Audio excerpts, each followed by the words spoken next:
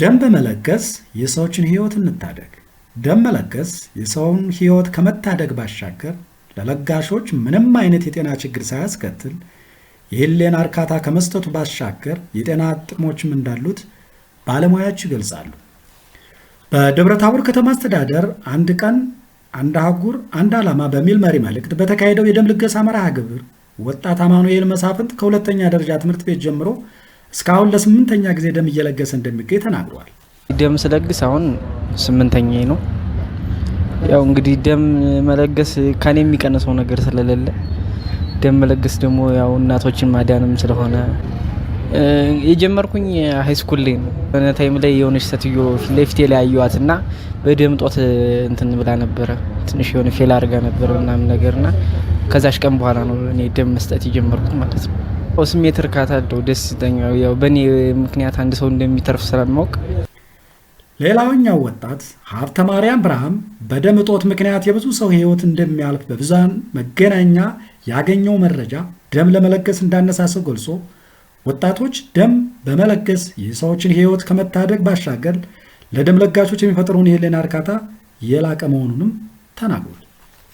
የሰጠው ያለሁት ደም ለሁለተኛ ጊዜ ነው እና ደም ስሰጥ ደግሞ ያው በእኔ ደም ብዙ እናቶች ከሞት በመዳናቸው የህሊና እርካታ ይሰማኛል። ብዙ ወንድሞች እናቶች በመዳን በመቻላቸው ለእኔ የተሻለ የህሊና እርካታና በራሴ ሰላም እንዳገኝ ረድቶኛል። ዜና ላይ ምናምን ሰማ ብዙ ወንድሞቻችን በደም እጥረት ምናምን ሲሞቱ ሰላማይ ምናምን እና በዛ ነው የተነሳሳሁት። ደም መስጠት የሚጎዳው ነገር የለም፣ ለራስም መጠቀም ነው። ለህሊና እርካታ ሰዎችን እየረዱ የህሊና እርካታ ማግኘት ስለሆነ እንደኔ ደም ሰጡ።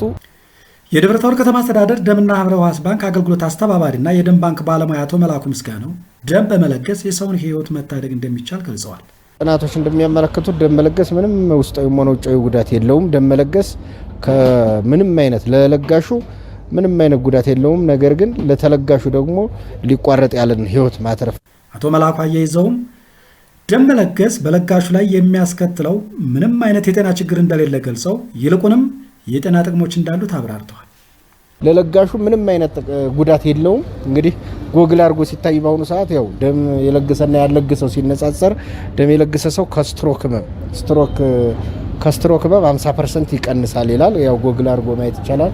ሌላው ደግሞ ከካንሰር ህመም ደም የለገሰና ያለገሰው ሲነጻጸር ደም የለገሰ ሰው ከካንሰር ህመም 50% ይቀንሳል ይላል። ስለዚህ ደም መለገስ ምንም አይነት ጉዳት ሳይኖረው የሌሎችን ህይወት ማትረፍና ለራስም ጤነኛ ያደርጋል። ሌላው አዲስ የደም ሴል እንዲመረት ያደርጋል ማለት ነው።